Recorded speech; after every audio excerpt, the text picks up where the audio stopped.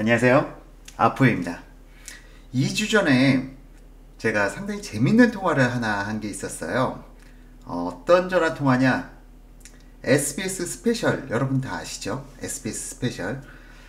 SBS 스페셜에 심소천 작가님께서 전화가 왔어요. 평소에 저하고 알고 지내던 분은 아니에요. 평소에 저와 알고 지내던 분은 아니고 방송 작가분들이 유튜브를 갖다 좀 많이 시청하시는 것 같아요. 최근에 좀 연락이 오더라고요. 어쨌든 이 심소천 작가님께서 연락을 주신 것은 지금 현재 SBS 스페셜에서 강남 부동산 불패 신화에 대해서 다루려고 한다 하고 제 의견은 어떤지 좀 듣고 싶다 라고 해가지고 통화를 하게 되었습니다. 한 30분 넘게 통화했는데 일단 첫 제 대답, 강남 불패 신화는 허구입니다. 그러니까 심소천 작가님께서 좀 당황해 하시더라고요. 방송 주제 자체가 강남 불패신화에 대해서 다루려고 했는데, 제가 강남 불패신화는 허구입니다. 라고 말씀해 드렸더니, 많이 당황해 하시는 것 같았습니다. 그리고 30분 동안 통화를 하면서 부동산에 대해서 쭉 제가 말씀을 드렸죠. 그리고 나서, 너무 고맙다고 하고 나서 전화를 끊더니 그 뒤로는 연락이 없어요. 아마도 해당 방송 기획이 무산된 것 같습니다.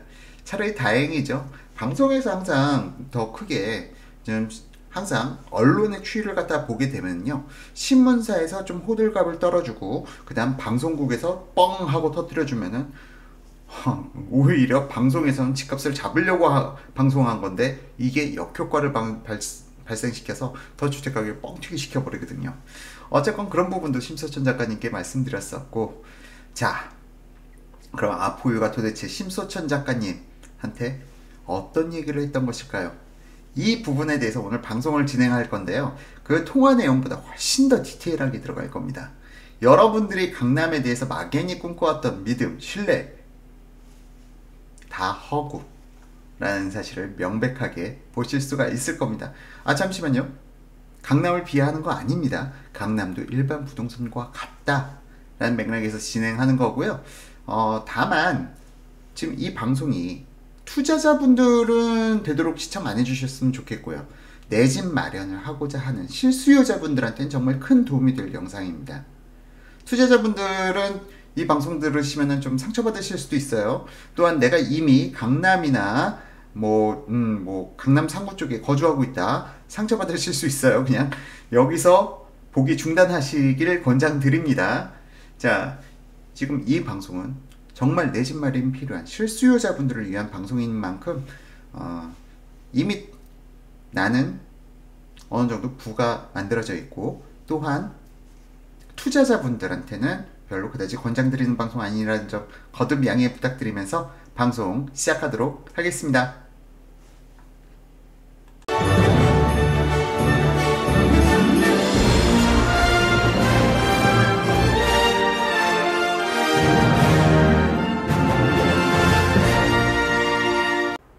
자, 지금 보시는 자료는 머리 아프시죠?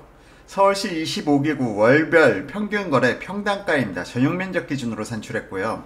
이건 국토교통부 실거래가 자료에 있는 모든 자료를 갖다 전수조사 기준으로 해서 만들어낸 자료입니다. 지금 여기 차트에서 보이는 회색 막대 그래프가 거래량이고요. 그리고 각각 구별 평균거래 평당가를 도출한 자료입니다. 보시니 머리가 아프시죠? 당연히 머리가 아프죠. 아프유, 제가 미쳤나? 저거 가지고 지금 나를 뭘 설명하려는 거야? 걱정하지 마세요. 이거 가지고는 저도 여러분들 설명 못합니다. 자, 다만 이걸 보여드린 이유는 지금 상승이 된 기울기를 갖다가 각각의 구별로 보시게 되면은 놀랍죠. 지금 가장 위에 붉은색 선이 강남구입니다. 그리고 그 다음으로 노란색이 서초구고요. 그 다음 연두색이 송파구고요. 다음으로 초록색이 용산구입니다. 야, 이들의 상승률이 어마어마하게 높아 보이죠?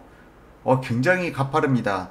그리고 나머지 좀 특이하게 눈에 띄는 곳들이 지금 보니까 성동구 눈에 띄고요. 성동구 아주 가파르게 상승하고 있고요. 마포구도 아주 가파르게 상승합니다. 그리고 밑으로 갈수록 상승률이 상당히 저조하네요. 자, 지금 이렇게 데이터로 시각화해서 보니까 야씨 역시 되는 곳만 되네. 아씨 강남, 서초, 송파, 마용성 이쪽에만 투자해야 되는 거 아니야 라는 생각을 하실 수가 있는데요.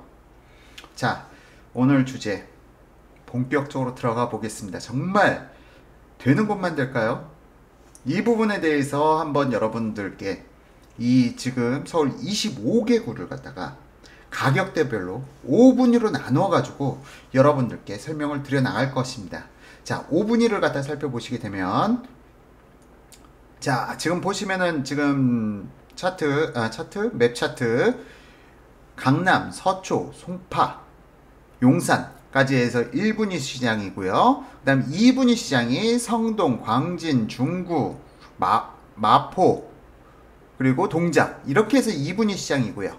나머지 노란색 3분위 시장 종로, 영등포, 양천, 강동, 그리고 초록색 은평, 서대문, 강서, 관악 이쪽 지역들이 지금 현재 4분위 시장, 그리고 푸른색 강북, 도봉, 노원, 중랑, 구로, 금천 이쪽으로 해서 5분위 시장 가격대별로 5단계로 나누었습니다.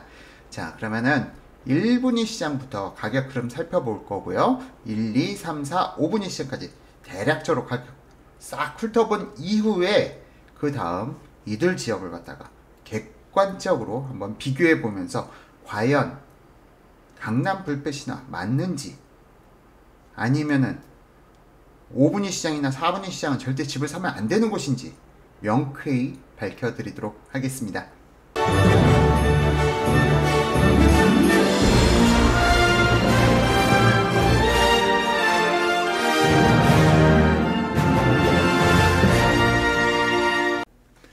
자, 그럼 1분위 시장 먼저 보시겠습니다. 1분위는 아까 말씀드린 대로 강남, 서초, 송파, 용산이고요.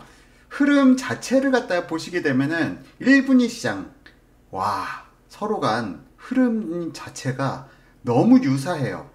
1분위 시장과 2분위 시장, 3분위, 4분위, 5분위 시장 다 흐름이 서로 간에 비슷한 흐름을 갖게 되는데요. 1분위하고 5분위하고 비교하면 또 완전히 다른 흐름을 가져갑니다.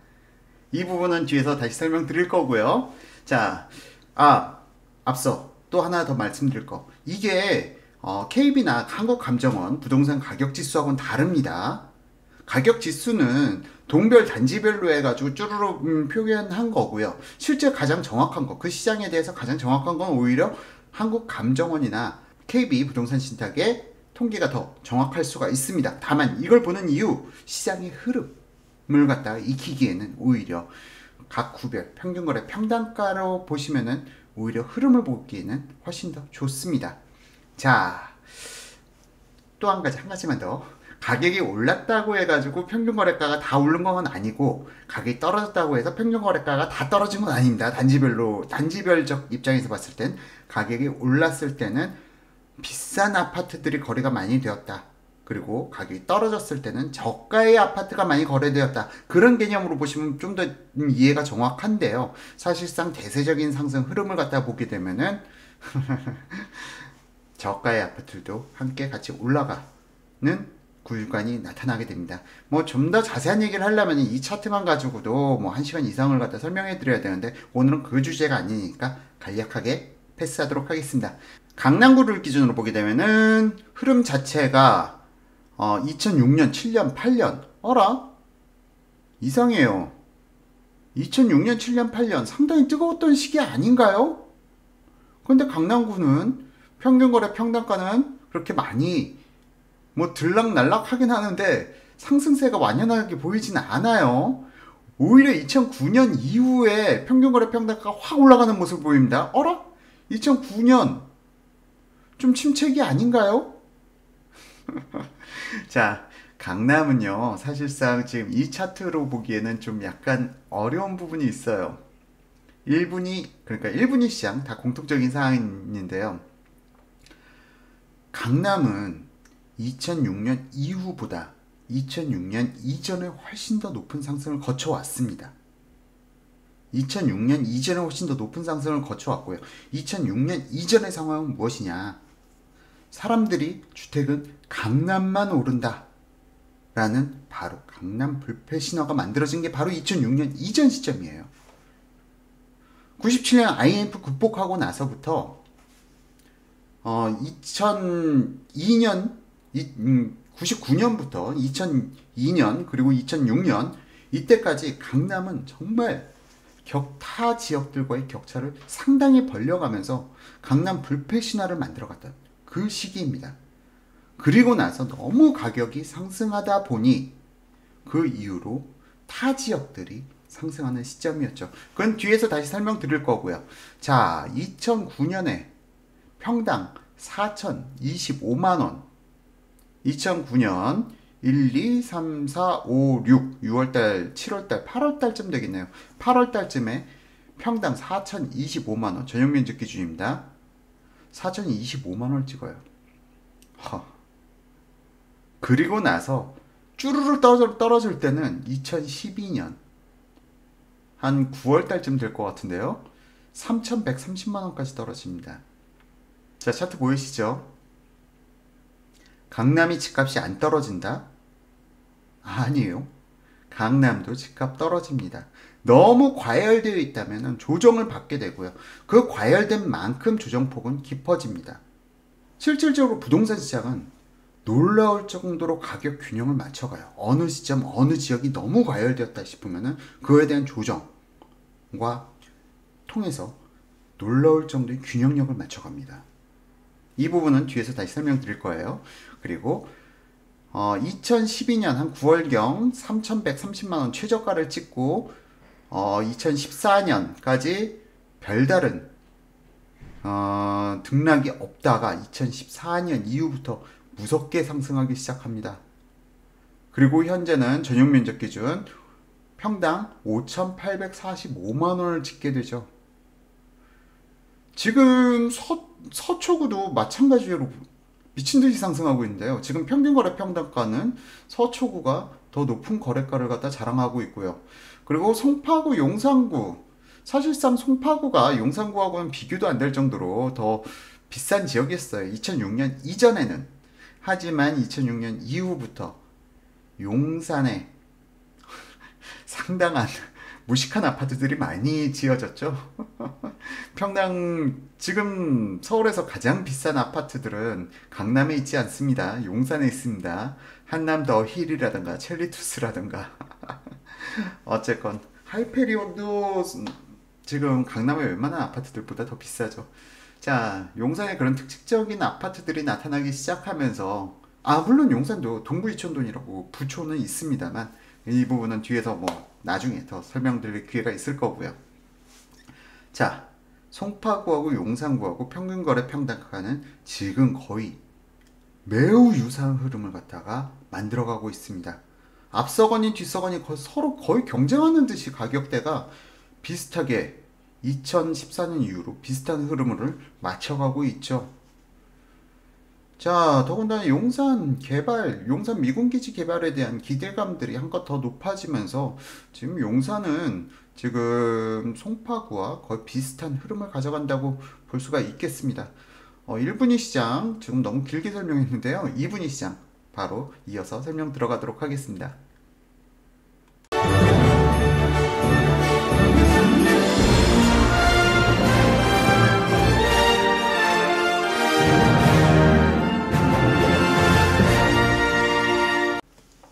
자, 다음으로 2분위 시장입니다. 2분위 시장 평균거래 평당가 상승률을 봤더니 2006년 지금 붉은색 노무현 대통령 시기 2006년부터 2008년까지 강남 지금 1분위 시장보다는 상승폭이 완연하게 높게 나타나는 흐름을 보여줍니다. 그쵸?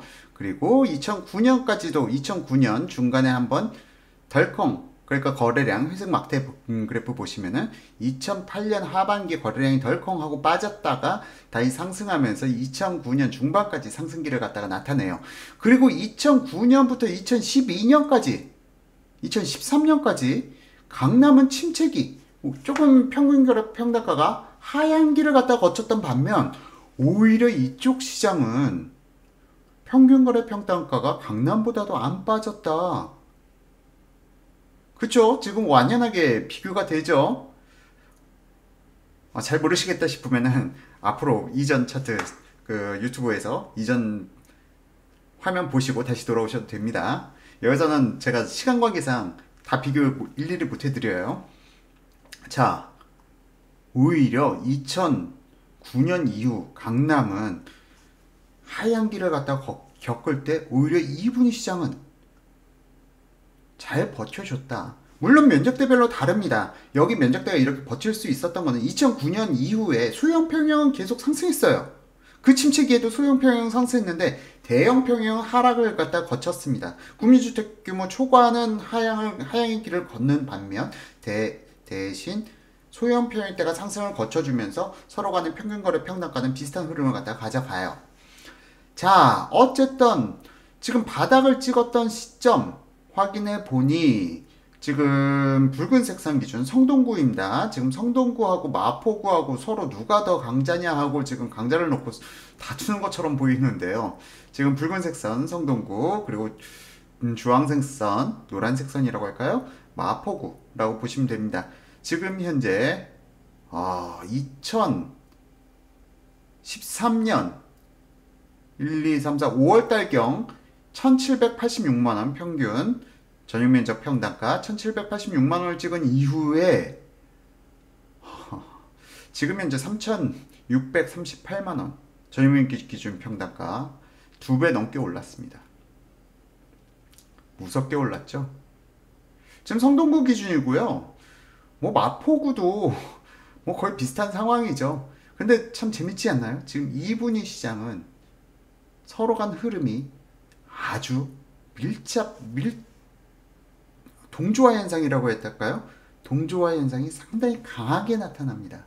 지금 흐름 자체가 이분위 시장에서는요. 지금 그래서 이분위 시장 이렇게 묶어서 보게 되면은 마치 한 개의 라인을 갖다 이렇게 해서 그려볼 수가 있을 정도로 나타나는데, 지금 이분위 시장 동작, 마포, 중구, 성동, 광진 이들 지역 간에는 비슷한 흐름을 가져가고 있습니다. 그리고 오히려 하락기 때 얘네들이 1분위 시장에 비해서 덜 하락했다. 이게 갖는 의미에 대해서는 제가 뒤에서 마지막에도 다시 다 정리해서 말씀드릴 겁니다. 자, 2분위 시장 흐름 보셨고요. 다음 3분위 시장 살펴보도록 하겠습니다.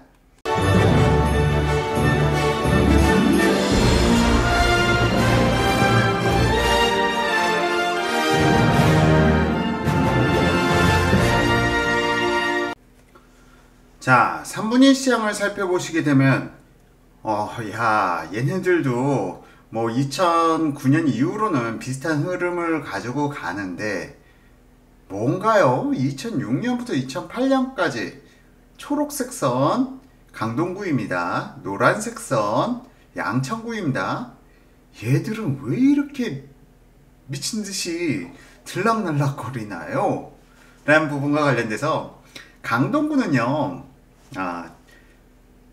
해당 시점 재건축 아파트들과 비재건축 아파트들 간의 격차가 심해도 너무 심했어요.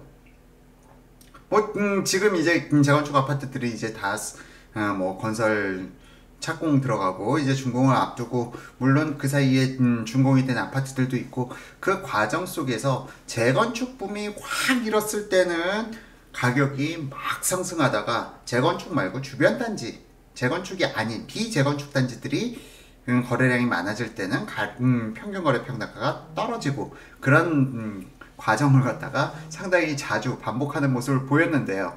자, 그럼 양천구는 왜 그러냐?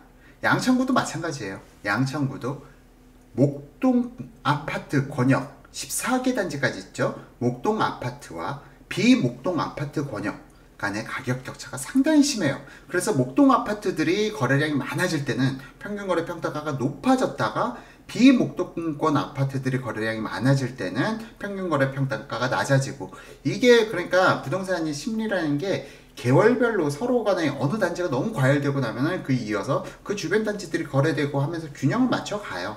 그 과정이 실질적으로 부동산 가격 지수라는 건데, 지금 이거는 지수가 아니라 평균 거래 평단가라는 점, 그 부분 다시 한번 인지하고 보시면은 이해가 좀 더 쉽습니다.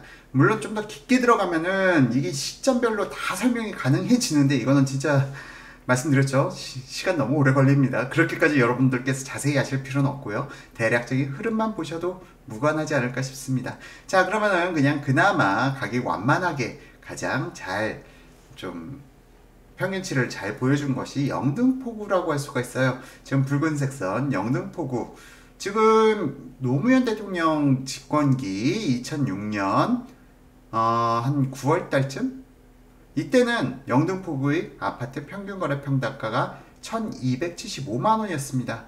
그리고 쭉 올라가가지고 뭐 거의 2천만 원 선까지 찍을 뻔했죠. 2009년도에. 그리고 나서 침체기를 갖다 겪었을 때는 1694만 원까지 떨어졌습니다. 그게 2012년 한 9월경 되겠네요. 그리고 나서 이후 2014년 1월 이후로 쭈루루 상승해서 지금은 2896만 원까지 올라와 있는 상황입니다. 자, 영등포구는 사실상 좀 타 지역에 비해서 좀 거래가가 많이 떨어졌는데, 영등포구도 마찬가지예요. 여의도권과 비여의도권 간의 가격 격차가 상당히 심했던 지역인데, 그건 뭐 지금도 마찬가지입니다만, 여의도권역에서는 매매가 그렇게 타 지역, 영등포에서 차지하는 포지션이 크지 않다 보니까 지금 현재 이런 차트를 갖다 나타내고 있고요. 자, 실질적으로 보면은 2분위 시장보다는 3분위 시장이 좀 가격이 민감했다. 하지만 재밌는 점, 2006년부터 2009년까지 상승기는요, 3분위권이 2분위권 시장보다는 상승폭이 가팔랐다. 물론 강동구, 양천구는 여기서 좀 제외하고 보시면은 지금 종로구하고 영등포구는 실질적으로 2006년부터 2009년까지 상승폭이 2분위 시장에 비해서는 좀 더 가파르게 나타났고, 그만큼 가파르게 나타났기 때문에 침체기 때 가격 하향 곡선을 거치는 겁니다. 자, 이건 뒤에서 또다시 설명을 드릴 거예요. 자, 흐름을 보시게 되면 항상 가격이 폭등, 급등 할수록 이후에 침체기는 하락을 동반합니다.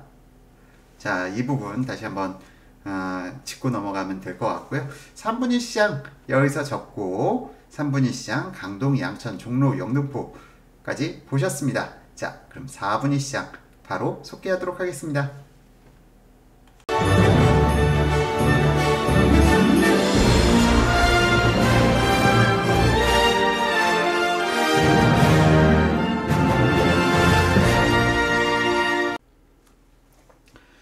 자, 이제 4분위 시장 설명드리도록 하겠습니다. 지금 4분위 시장은 관악구, 서대문, 은평, 동대문, 성북, 강서구로 이상 6개 구인데요. 지금 흐름을 보게 되면은 거의 유사한 흐름을 갖다 이어가고 있죠. 앞서 3분위에서 보셨을 때처럼 가격이 들쭉날쭉하지도 않고요. 자, 그런데 지금 최근의 흐름이 조금 변화되고 있습니다. 최근의 흐름, 어라, 강서구, 그리고 동대문구, 그리고 서대문구, 이들 지역이 평균거래 평당가가 확 올라가고 있단 말이죠. 자, 이거는 뭐 사실은 지금 현재 나머지 지역, 관악구, 성북구, 은평구, 이렇게 3개 구가 지금 현재 가격이 안 오르고 있는 건 아니고요. 더 상대적으로 더 많이 오르는 게 서대문, 강서, 그리고 동대문, 이렇게 3개 구역으로 보시면 됩니다.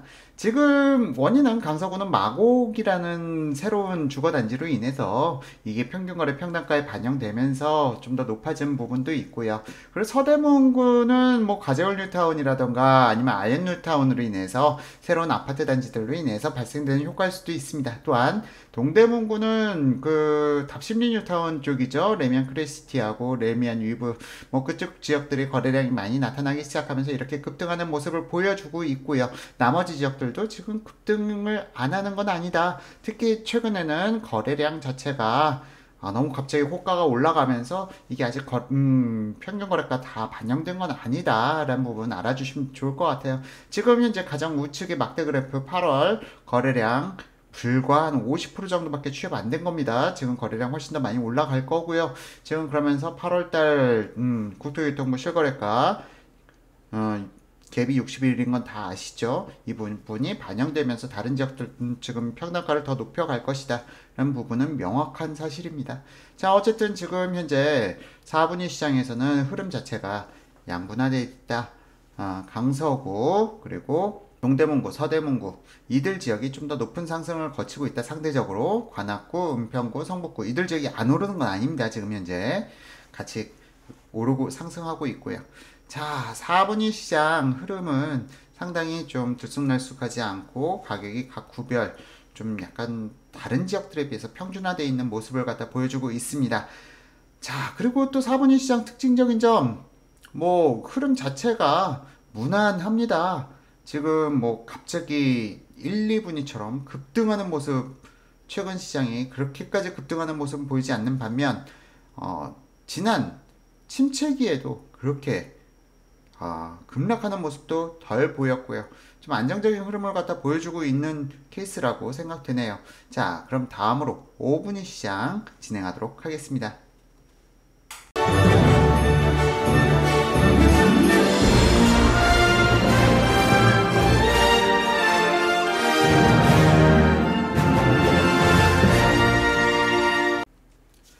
자, 마지막으로 5분위 시장. 이 지역 보면은 여전히 가슴이 아파요. 애환이 있는 지역입니다. 자, 5분위 시장. 지금 1, 2, 3, 4분위 시장은 이 5분위 시장 설명하기 위한 그냥, 뭐라고 해야 될까요? 대략적인 시황 설명에 불과하고요. 5분위 시장을 보시죠. 자, 2006년 1월 달에, 지금 노원구를 중심으로 설명드릴게요. 2006년 1월 달에 평당 813만원 하던 지역입니다. 여기가. 전용면적 기준. 그런데 2008년 1, 2, 3, 4, 5월 달 1653만원까지 상승했어요.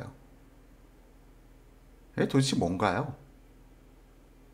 집이 2년 반 만에 2배가 됐어요. 2억 5천짜리 집이 2년 반 만에 5억이 된 겁니다. 이런 폭등세는 지금 1, 2, 3, 4분이 어느 시장에서도 나타나지를 않았어요. 근데 얘만 그랬냐? 지금 보시면 도봉구도 마찬가지고요. 구로구도 마찬가지고 상승폭이 상당히 높아요. 강북구도 마찬가지고. 뭐 도봉구에 비해 지금 구로구나 아니면은 금천구에 비해서는 중랑, 강북, 도봉, 노원 미친 듯이 상승했습니다. 집이 두 배가 됐어요. 딱 2년 반 만에. 자, 여러분들 생각해 보시죠. 지금 5억 하던 집이 10억으로 상승한 거예요. 자, 그 결과가 무엇이냐? 침체기를 가장 뼈아프게 경험한 지역이 바로 이곳입니다.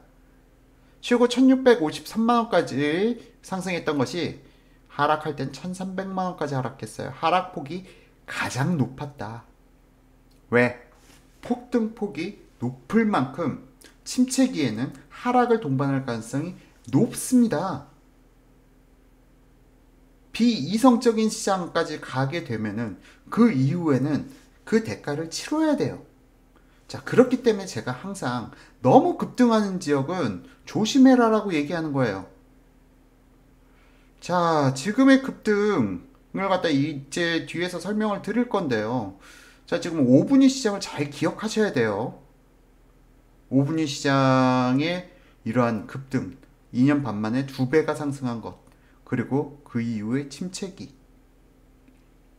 자, 강남시장도 역시 어느 정도 침체기가 있었습니다만 이후에 하락기가 나타났고요. 그 급등 폭에 따라서 이것이 침체기 때 단순하게 거래량 침체 수준에서 버텨주느냐 아니면 가격의 하락이 동반한 침체가 나타나느냐 그 부분을 갖다가 잡아낼 수 있는 것이죠.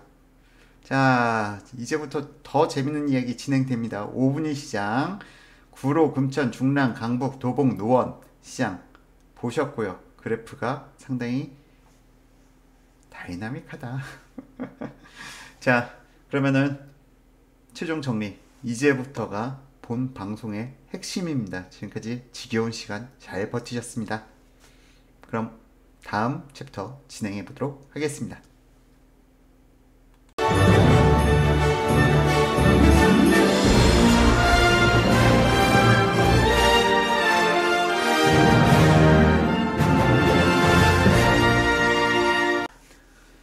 야, 지금 이 표를 보시면은, 야, 역시나 1분위 시장이 제일 많이 올랐네. 1분위 시장, 2분위 시장까지 해가지고 얘네들은 투자되고, 3분위 시장?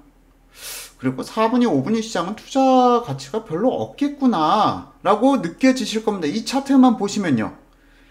자, 그런데 이걸 갖다가 저도 한번 지수화를 시도해 왔습니다. 지수화 어떻게 했냐? 2006년 1월 달을 100으로 두고 그리고 나서 상승폭을 갖다 비교를 해보는 거죠. 자, 그 결과가 자, 이렇게 나타납니다.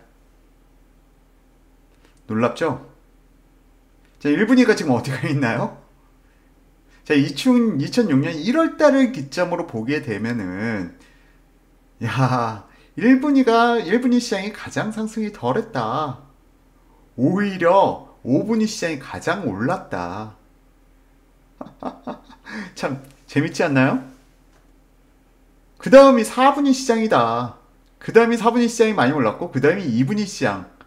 그리고 3분위하고 1분위 시장이 가장 덜 올랐다. 자, 이게 뭔 일인가요 도대체? 재밌죠? 자, 바로 이게 통계적으로 얘기했을 때 기저효과라는 거예요.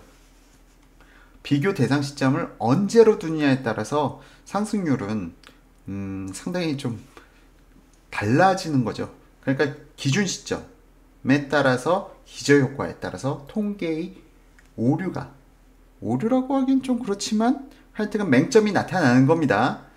자, 그런데 이 기저효과를 갖다 설명하기 이전에 2006년 1월 달에 예를 들어서 노원에 사시는 분이 있어요. 아, 노원구는 진짜 집값 안 올라. 나 노원구에 집을 팔았어. 2006년 1월 달에. 그리고 나서 강남을 입성했어요. 이 사람 미치고 환장할 노릇이죠.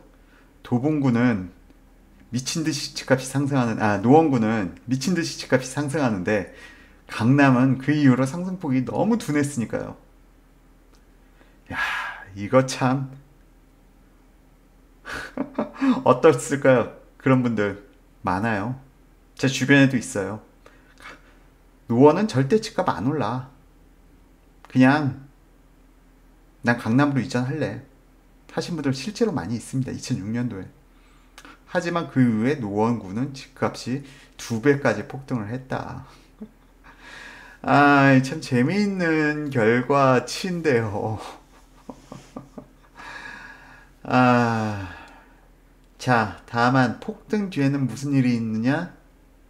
오히려 하락폭은 말씀드렸죠. 5분위 시장이 가장 높았다. 자, 항상 그렇습니다.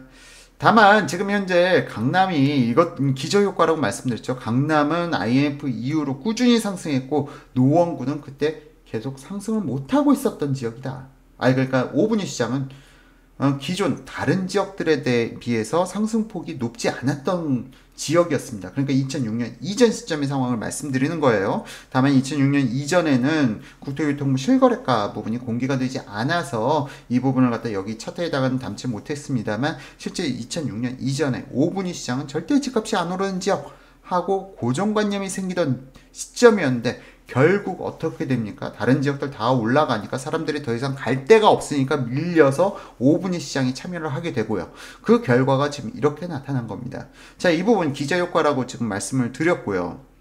자, 이 포인트에서 지금 그럼 5개 5분위 시장이 2004년 본격적으로 2004년 1월 주택가격이 다 함께 상승하기 시작한 시점 기준 시점을 갖다가 그러니까 2014년 1월로 바꿔서 한번 차트를 보시겠습니다. 자, 2014년 1월을 기점으로 해서 비교를 해 봤더니, 야, 이때 기준 시점을 100으로 놓고 상승률을 비교해 봤더니 엎치락 뒤치락 하면서 거의 비슷한 흐름을 이어갔어요. 이어갔는데 이게 웬걸? 문재인 정부가 들어서고 파리 부동산 대책을 발표하고 나서부터 양극화가 극심하게 나타나기 시작합니다. 1, 2, 3분위 시장은 거의 뭐 폭등 수준으로 나타나는데 4, 5분위 시장은 상대적으로 지금 4, 5분위 시장 안 올랐다는 거 아니에요. 여기도 지금 급등하고 있습니다. 하지만 1, 2, 3분위 시장에 비해서는 상승폭이 그렇게 높진 않다 라는 게 나타나죠. 자, 그렇다면은 앞서 설명드렸죠. 급등 뒤에는 침체기가 나오는데 그 이후의 시장은 어떻게 될까요? 그 이후의 시장은, 그러니까 지금 현재 사람들은 항상 현재 함몰돼 있어요. 너무 조급해. 현재 시점만 보여. 급등하는 데를 쫓아가려고 해. 이런 시점에서는 오히려 4, 5분위 시장으로 도망가는 것도 하나의 방법이 될 수 있습니다. 분명히 가격 격차는 균형을 맞춰가요. 근데 분명 지금 이렇게 파리 부동산 대책 이후 1, 2, 3분위만 상승하고 4, 5분위는 상승폭이 좀 덜한 이유, 그 부분에 대해서는 이미 기존에 제가 올려드렸던 방송이 있으니까요. 해당 방송 참고 부탁드리고요. 자, 어차피 부동산은 놀라울 정도로 균형을 맞춰갑니다. 그런데 잘못된 정책 때문에 지금 양극화가 발생되고 있는데요. 이 부분은 정부에서 좀 개선해 나가야 될 부분이죠. 다만 지금 현재 1, 2, 3분위만 오른다. 그러니까 1, 2, 3분위 시장만 고집하겠다 하실 필요는 없다는 겁니다. 이 방송의 주제는요. 여러분들께서 1, 2, 3분위만 고집하실 필요 없고 4, 5분위 시장도 함께 고려해 보셔도 괜찮다는 얘기예요. 다만 지금 5분위 시장, 4분위 시장 이들 지역이 어디에 있나요? 서울의 외곽 지역들에 몰려있죠. 서울의 끝부분, 끝자락. 5분위 시장이 더 심하죠. 서울의 끝자락이 지금 자리를 잡고 있는데 이들 지역이 지금 상승폭이 둔화할 수밖에 없는 이유, 바로 주변에 서울 인접 지역의 신도시들이 입주를 하고 있단 말이에요. 그러면은 사람들은 매수 희망자들은 시장을 갖다가 초이스할 수가 있는 거죠. 여기 살까 아니면 신도시 살까.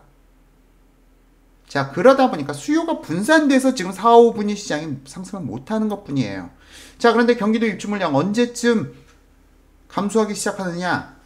내년 하반기부터 경기도 입주 물량도 감소하기 시작합니다.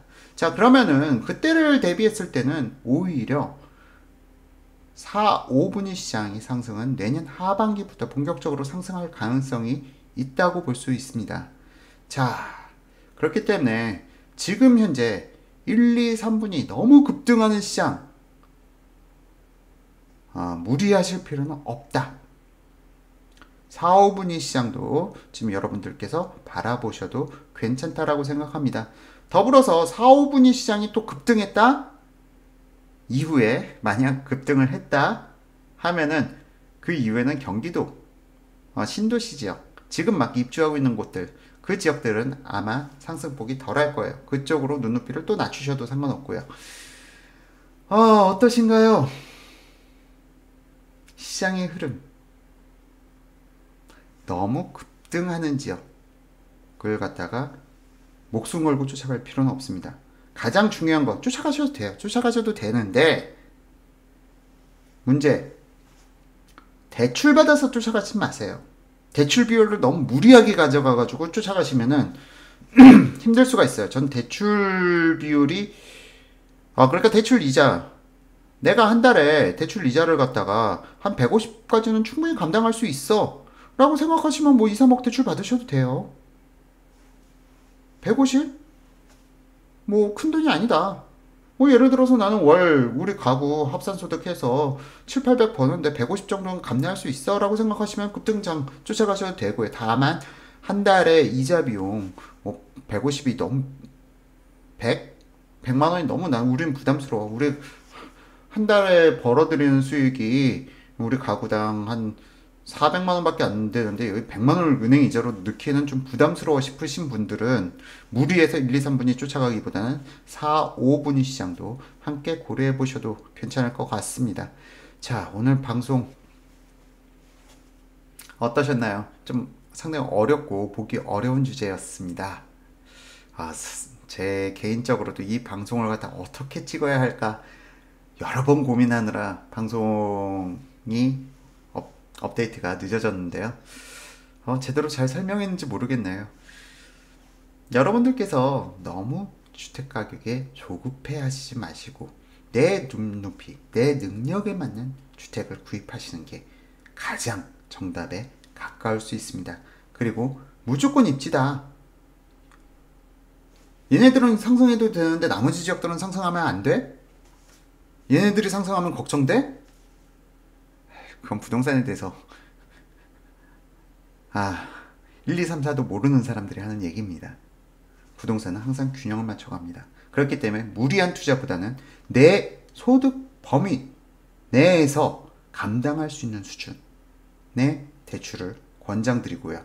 대출 금리가 올라가더라도 내 삶이 그렇게까지 퍽퍽해지지 않을 수준 내에서만 대출을 이용하시길 권장드립니다. 자, 이상으로 오늘 방송 마치고요. 오늘 방송 유익하셨다면은 또 댓글 좀 부탁드리고요. 오늘 방송이 들어도 무슨 소리인지 모르겠다 싶으시면은 싫어요를 눌러주셔야 돼요. 저는 항상 악플을 사랑합니다.